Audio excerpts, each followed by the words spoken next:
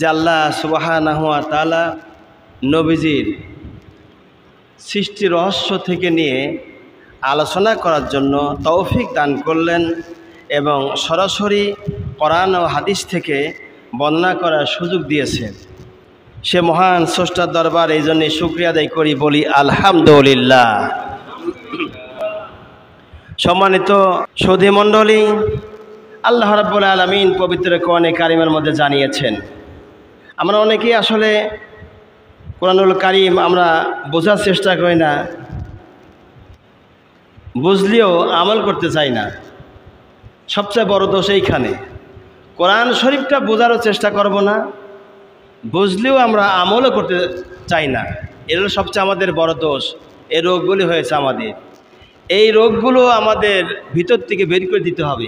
আল্লাহ পাক জানিয়েছেন, আউযু বিল্লাহি মিনাশ শাইতানির রাজিম, বিসমিল্লাহির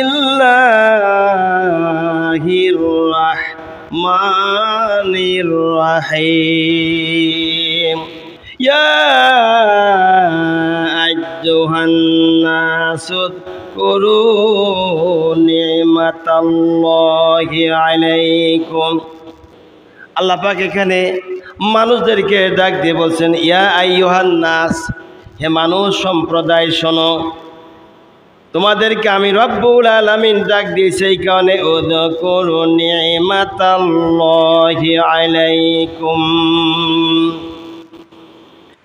আমি আল্লাহ রাব্বুল আলামিন যেসব নিয়ামত দিয়েছি তা স্মরণ করে চলো। এরপর আল্লাহ জানিয়ে দিলেন, হাল মিন খালিকিন গায়রুল্লাহি ইয়ারযুকুকুম মিনাস সামাই ওয়াল আরদ। আল্লাহ রাব্বুল আলামিন ছাড়া এমন কোন স্রষ্টা আছে কি যে তোমাদের আসমান ও জমিনের হতে রিজিক প্রদান করে? আমাদের পৃথিবীতে আল্লাহ ছাড়া রিজিক দাতা কেউ নাই, কেউ থাকতেও পায় না। আগেও এটা বিশ্বাস করেছি, বলেছি, এখনো বিশ্বাস করি, বলি, মনে প্রাণে আল্লাহকে বিশ্বাস করি। আল্লাহ ছাড়া কোনো ইলাহা নাই, আছে? কেউ নাই। এরপরে আল্লাহ জানিয়ে দিলেন, লা ইলাহা ইল্লাহু। আল্লাহ পাক জানিয়ে দিলেন, তিনি ছাড়া কোনো ইলাহা নাই, কোনো মাবুদ নাই। সুতরাং ফাআন্না তুফাকুন। আল্লাহ বলেন, কোথায় ভ্রান্ত হয়ে যাও? আমরা আজকে ভ্রান্ত হয়ে হারিয়ে যাচ্ছি। এই জন্য রব্বুল আলামিন জানা দিলেন, তোমরা কোথায় ভ্রান্ত হয়ে যাচ্ছ, কোন দিকে পা বাড়াচ্ছ? ভ্রান্ত রাস্তার দিকে পা বাড়িয়ে তোমাদের কোনো লাভ নাই। কেননা ভ্রান্ত তো ভ্রান্তই, ভ্রান্ত থেকে ফিরে আসার জন্য আমি আল্লাহ কোরআন নাজিল করেছি। এই পৃথিবীতে আমি রব্বুল আলামিন হযরতে আদম আলাইহিস সালাতু ওয়াস সালামকে সৃষ্টি করেছি। তারপরে অসংখ্য পয়গম্বর আমি আল্লাহ প্রেরণ করেছি দুনিয়ার জগতে।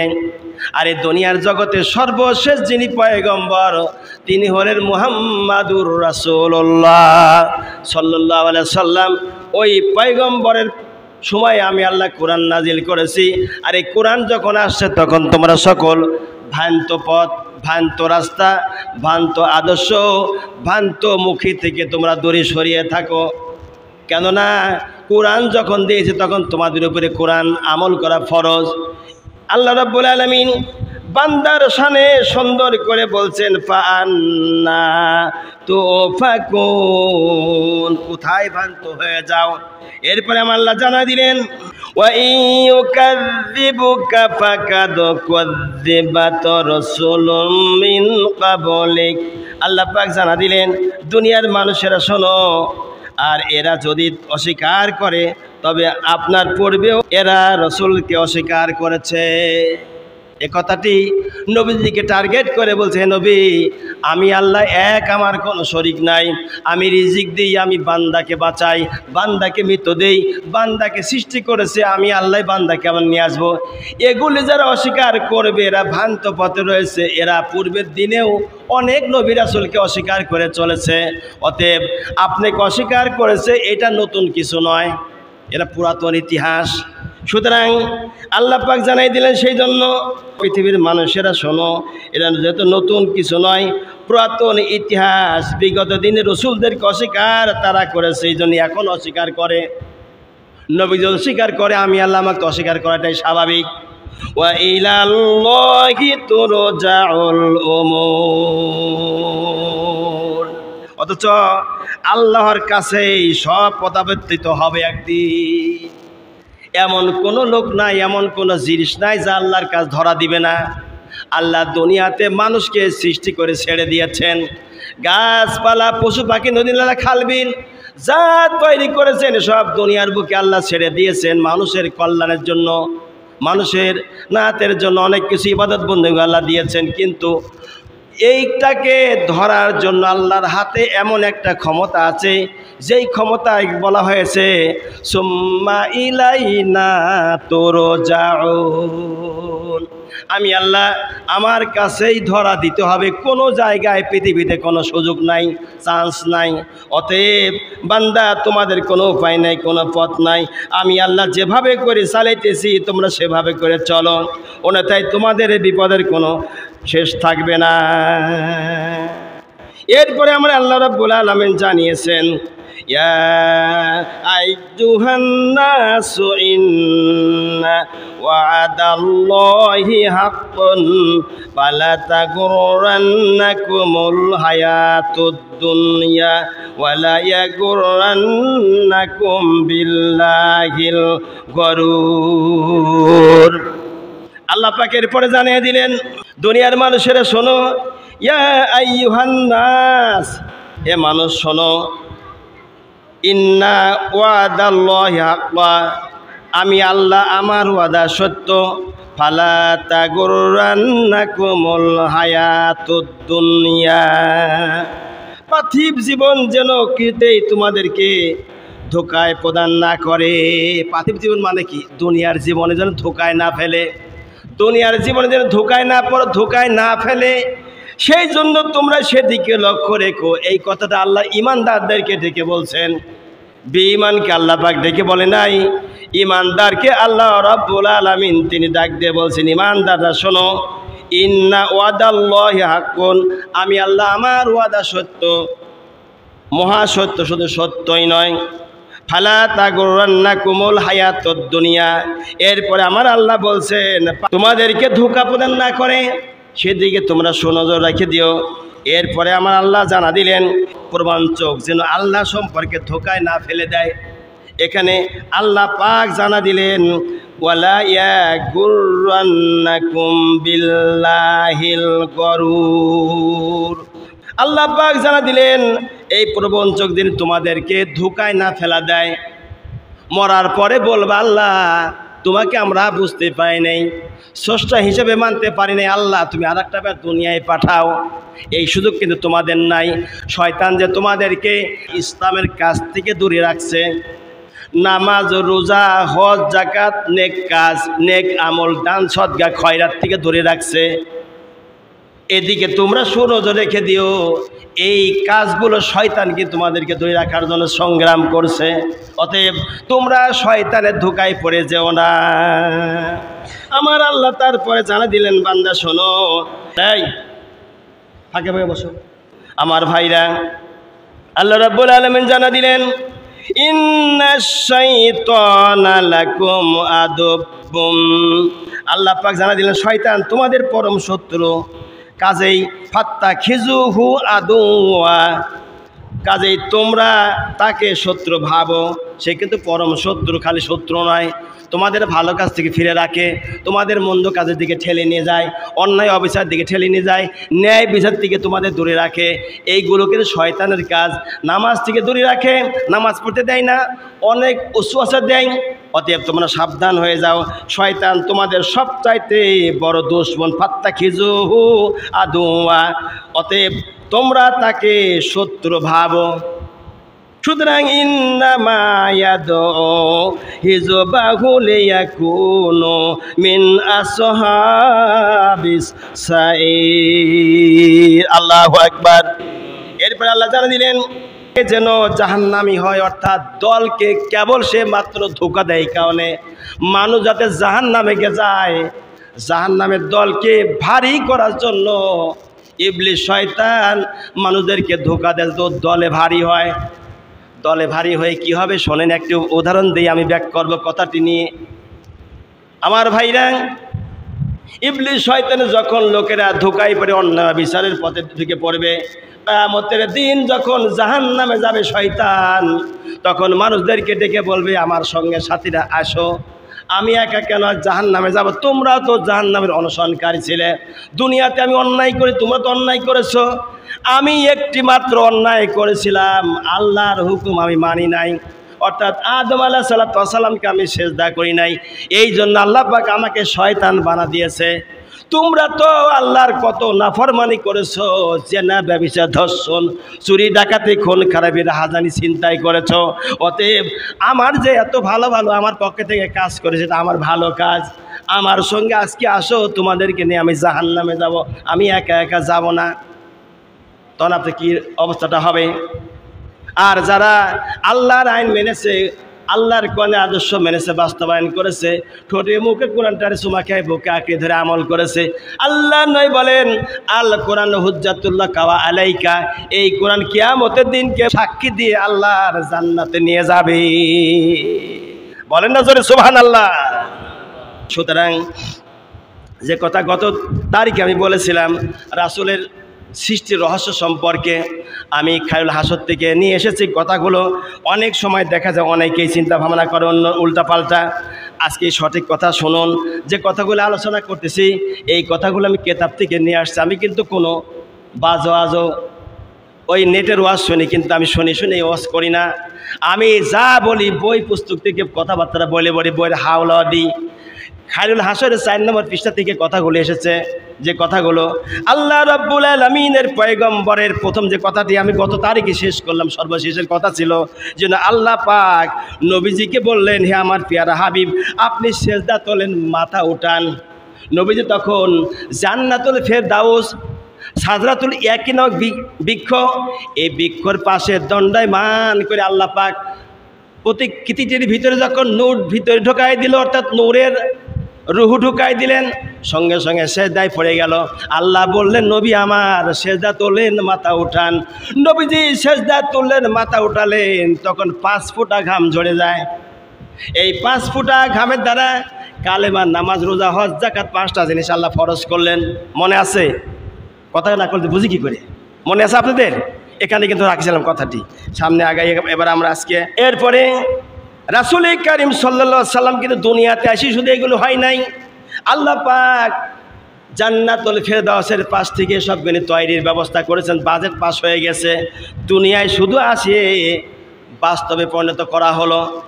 এরপরে রব্বুল আলামিন রাসূল কারীম সাল্লাল্লাহু আলাইহি সাল্লামকে বলছেন, বন্ধু আমার, আমি আপনার নাম রাখলাম মুহাম্মদ সাল্লাল্লাহু আলাইহি সাল্লাম। মাথাটাকে যদি আমরা বলি গোল, মিমের মাথা গোল আছে, নিচ দিকে চিকন আছে, এই জন্য মানুষের মাথার দিকে মোটা, নিচ দিকে চিকন।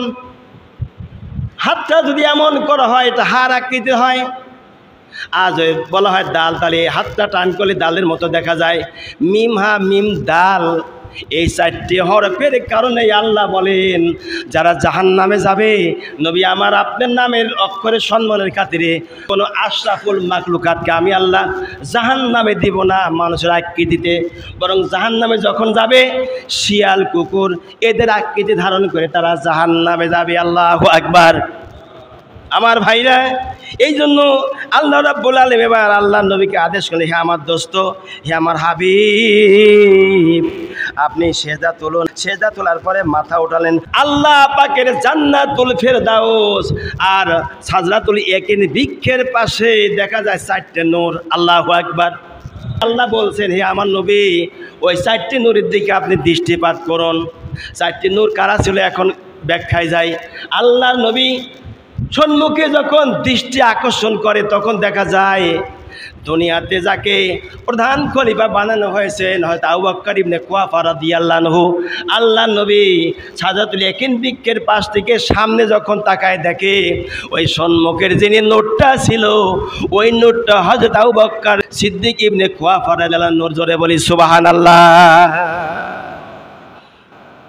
আল্লাহ নবী এরপরে ডাইন সাইডে যখন তিনি দৃষ্টিটা রাখেন, ডাইন সাইডের দৃষ্টি যখন রাখা হয় তখন নজর করে দেখে ডাইন সাইডের দৃষ্টি রাখার পরে যাকে দেখতে পেল, যার নূরটা সেখানে ছিল, ওইটা সাধারণ কোনো নূর নয়, অদ্দজাহানের বাদশাহ খলিফাতুল মুসলিমিন আমিরুল মুমিনিন হয়তো ওমর ইবনুল খাত্তাব রাদিয়াল্লাহু তাআলা আনহুর নূর। আল্লাহর নবী সেই সাজরাতুল ইয়াকিন বৃক্ষের পাশে ডাইন পাশে তাকায় দেখে।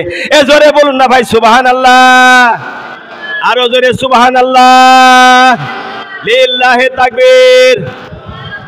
আল্লাহর নবী বাম সাইড যখন দৃষ্টি রাখে, বাম সাইডের দৃষ্টি রাখার সময় দেখে নাম্বার 3 খলিফাতুল মুসলিমিন হযরতে ওসমান ইবনে আফফান রাদিয়াল্লাহু তাআলা আনহু, 3 নম্বরের খলিফা ছিলেন ওসমান ইবনে আফফান রাদিয়াল্লাহু তাআলা আনহু। তার নূরটা আল্লাহ নবী সাজরাতুল ইয়াকিন বৃক্ষের পাশ থেকে তাকায় দেখেছিলেন। জোরে বলি সুবহানাল্লাহ। পেছন সাইডে নজর করে আল্লাহ নবী, সামনে ডাইনে বামে নজর করার পর 3 জন খলিফার নূর দেখতে পায়। আল্লাহু আকবার। পিছন থেকে যখন তিনি চায়, পিছনের নূরটা যা ছিল হযরতে আলী ইবনে আবু তালেব রাদিয়াল্লাহু আনহুর নূর।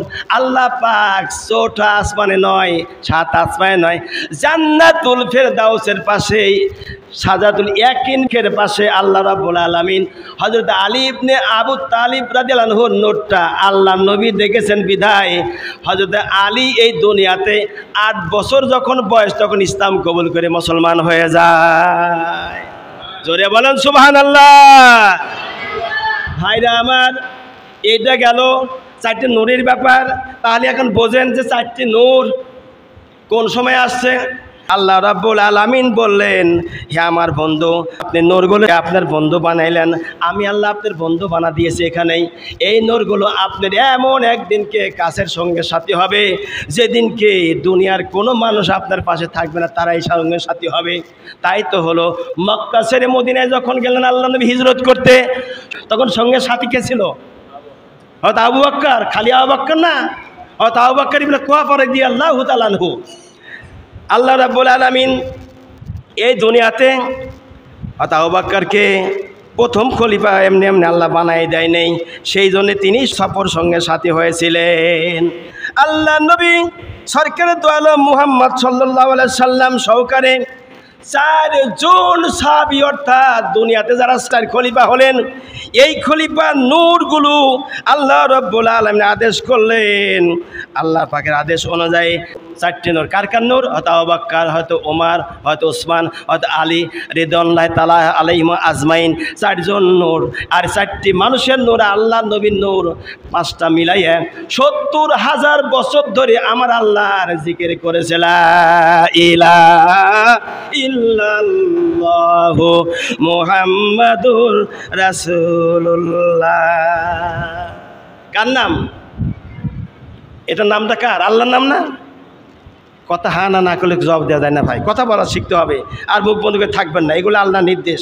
সুতরাং আল্লাহ নবী সরকারে দলম নবী মুহাম্মদ সাল্লাল্লাহু আলাইহি সাল্লাম আর 4টি নূর যখন 70,000 বছর যাবত ধরে আল্লাহর নামে তাসবিহ আদায় করলেন, আল্লাহ পাক এত খুশি হয়ে গেলেন, যার কারণে আল্লাহ রাব্বুল আলামিন খুশি হবার কারণে যত নবী ছিল সমস্ত নবীর আত্মাদেরকে আল্লাহ নির্দেশ করে গেলেন, রে নবীদের আত্মা, আমার দোস্ত আর তার দোস্ত 4 জন আছে, এদের চতুর সাইডে তোমরা আমি আল্লাহ আমার নামের জিকির করো। আল্লাহু আকবার। পেট বানানে কথা বলছি না আমার ভাইরা। সমস্ত নবীদের আত্মাগুলো সেই সাজরাতুল ইয়াকিন বৃক্ষের পাশে জান্নাতুল ফেরদাউসের ধারে। 4টি নূর আর নবীর নূর, এই 5টা নূরকে তপ করে করে সমস্ত নবীদের আত্মাগুলো রূহগুলো তপ করেছিল। খানায় কাবা যেমন তপ করে ওই রকম 70,000 বছর ধরে বলেছিল লা ইলাহা ইল্লাল্লাহু মুহাম্মাদুর রাসূলুল্লাহ, লা ইলাহা ইল্লাল্লাহ। পড়েন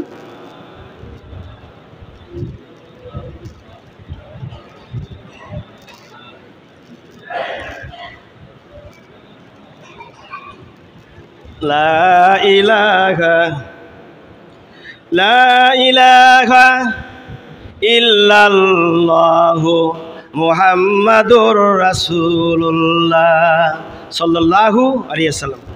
কর্তৃপক্ষের ভাইরা কি কথা বলবেন? কোথায় গেলেন? কথা বলবেন কি? আলোচনা শেষ করে দিই।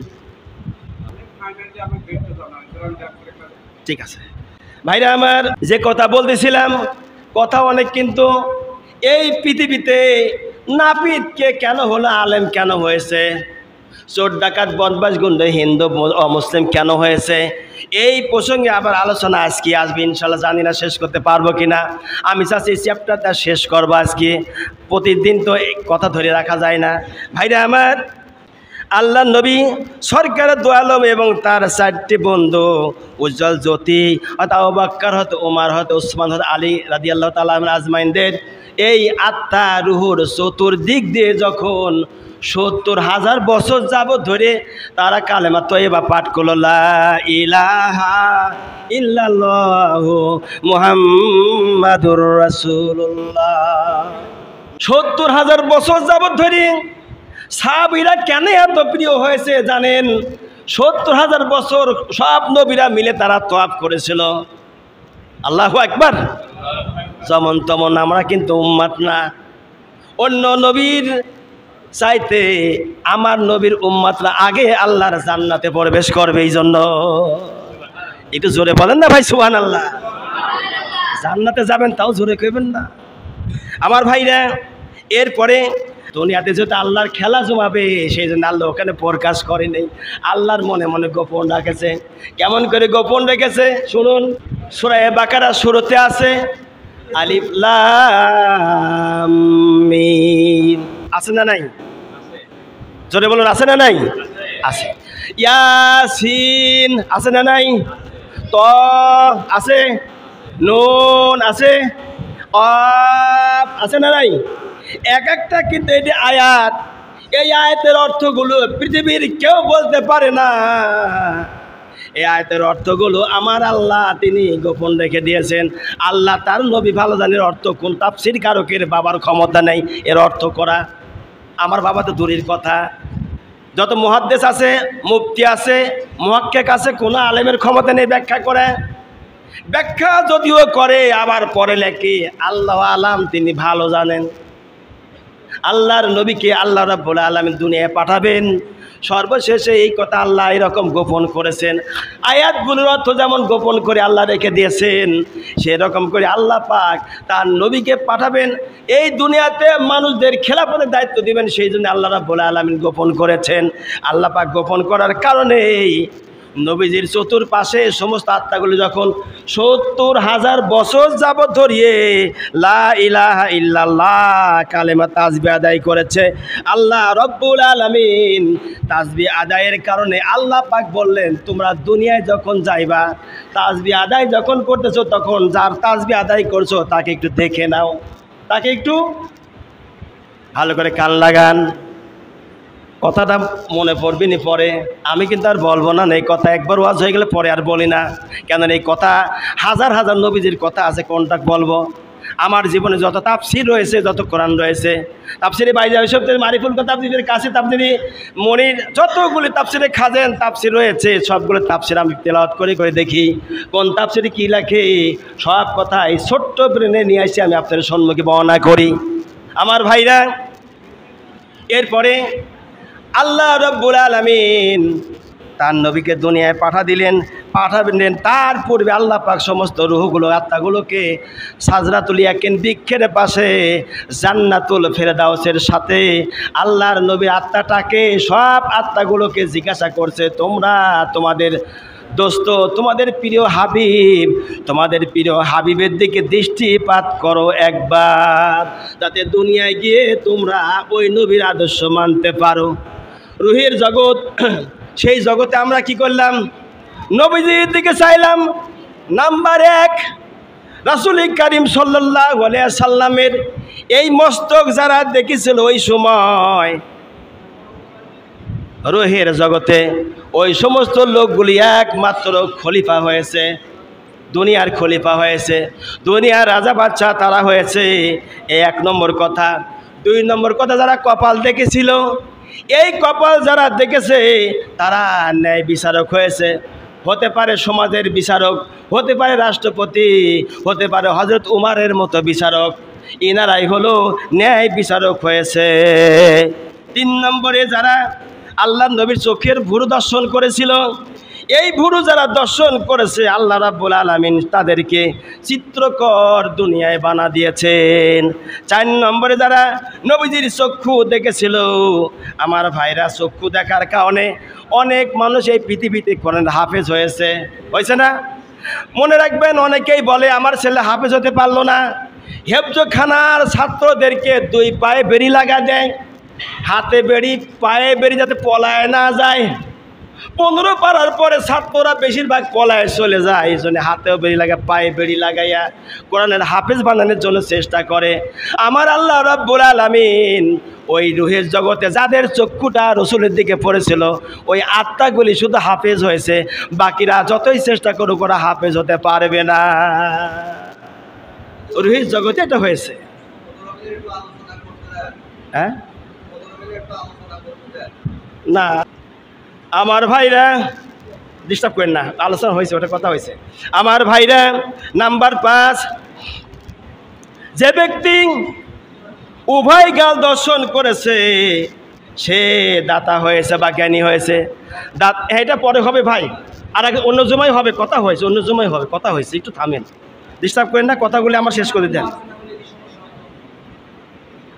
এখন কমিটির ব্যাপার, কমিটি যে নতুন কমিটি হয়েছে তাদের ব্যাপার ওইটা।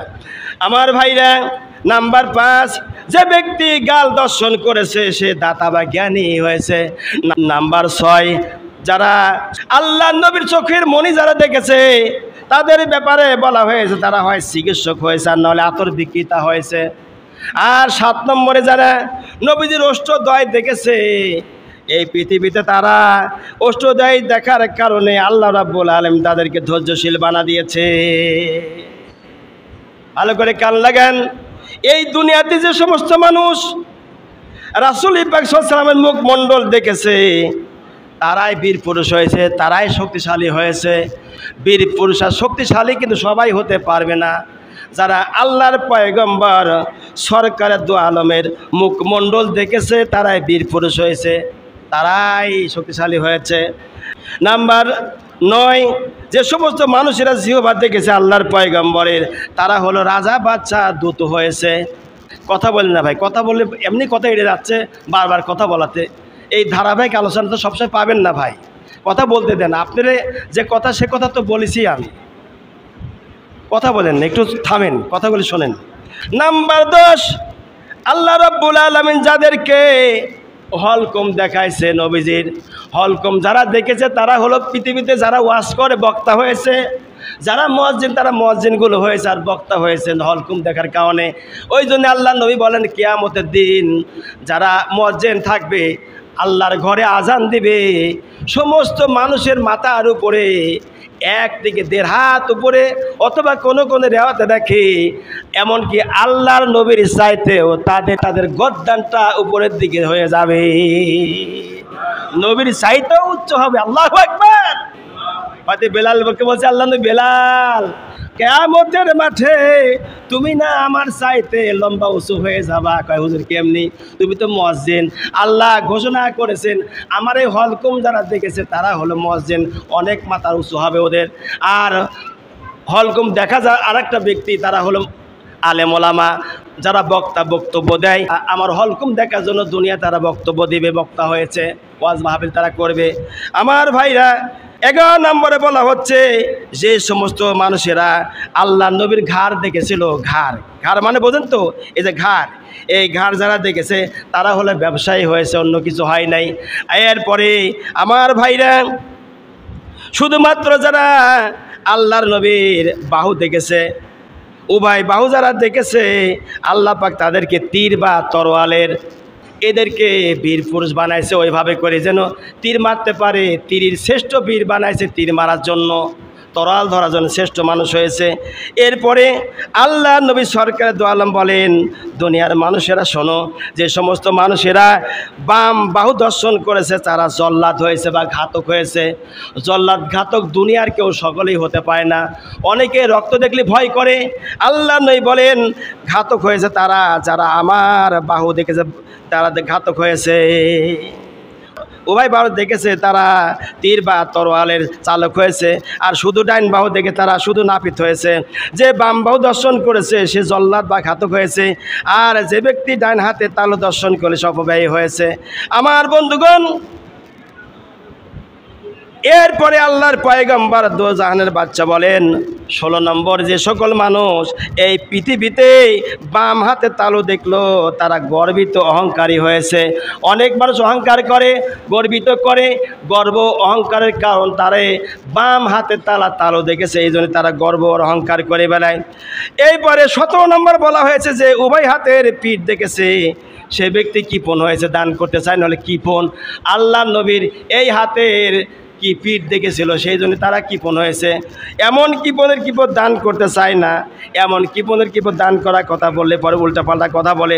যে ব্যক্তি বক্ষস্থল দেখিল সে আলেম হইল, শুধু আলেম হয়েছে, বক্তা হয়নি, শুধু আলেম হয়েছে। আর যে ব্যক্তি রসুলের পৃষ্ঠ দর্শন করেছে তারাই হলো একমাত্র ইসলামের পূর্ণ অনুসরণকারী হয়েছে, যে ব্যক্তি পীঠ দর্শন করেছে রসুলের। এরপরে আমার বন্ধুগণ 20 নম্বরে বলা হচ্ছে যে ব্যক্তি আল্লাহর নবীর সরকারের দু আলমের উরু দেখেছে আল্লাহ পাক তাকে গাজী বানা দিয়েছেন। 21 নম্বর, যেই ব্যক্তি আল্লাহ রব্বুল আলামিনের হাবিবের হাঁটু দেখেছে সে ব্যক্তি নামাজি হয়েছে। যত নামাজ রোয়াজ করেন কোনো কাজ হবে না। রুহের জগতে নবীজির যদি কোনো ব্যক্তি হাঁটু দেখে থাকে তারাই হলো নামাজি হবে, অন্য কেউ নামাজি হতে পারবে না। নাম্বার 22, যে ব্যক্তি আল্লাহর নবীর সরকারের দু আলম মুহাম্মদ সাল্লাল্লাহু আলাইহি সাল্লামের, যে ব্যক্তি আল্লাহর নবীর কোনোই কিছু দেখতে পায়নি তারাই হলো কাফের মুশরিক বেদিনেরা হয়েছে। আমরা সব আলোচনা করতে পারলাম না, বারবার কথা হচ্ছিল, যেহেতু কমিটি একটা নতুন হয়েছে গতকালকে, এই কমিটির বিষয়টা নিয়ে আলাপ আলোচনা করার জন্য আগেই বলেছিল, কিন্তু আমাকে বলে হুজুর আজকে আলোচনা করার পরে আলোচনা, ওই জন্য আমি কথা বলতেছিলাম। এখন আপনাদের সম্মুখে আমি যদি আগেই জিজ্ঞাসা করছি, আপনারা তো শুনেছেন, যদি আগে বলতো তাহলে আমি আলোচনা ছেড়ে দিতাম। তো যাই এখন কর্তৃপক্ষ থেকে যিনি সেক্রেটারি হয়েছেন বর্তমান,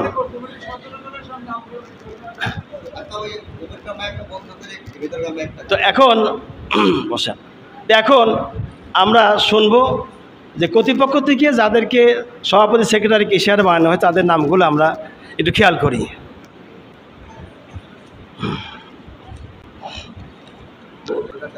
বলা আছে আলহামদুলিল্লাহ। তো আমরা আমাদের এখানে গতকাল 25শে সেপ্টেম্বর 2025 রোজ বৃহস্পতিবার সময় বাদ জহরে অত্র এলাকার মসজিদে মুসল্লিদের নিয়ে 7 নং ওয়ার্ডের চৌরাস্তা মোড় জায় মসজিদের কমিটি গঠন করা হয়। সবার সম্মতিক্রমে নিম্নলিখিত পদবি বন্টন করা হয়।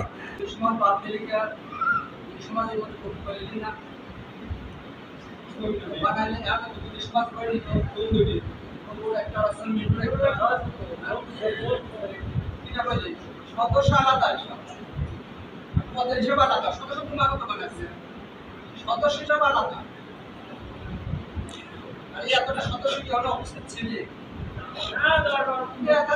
সদস্যরা সংখ্যা কম করে দেওয়া যায়, কাজটা ভালো হয়, সাথে কাজটা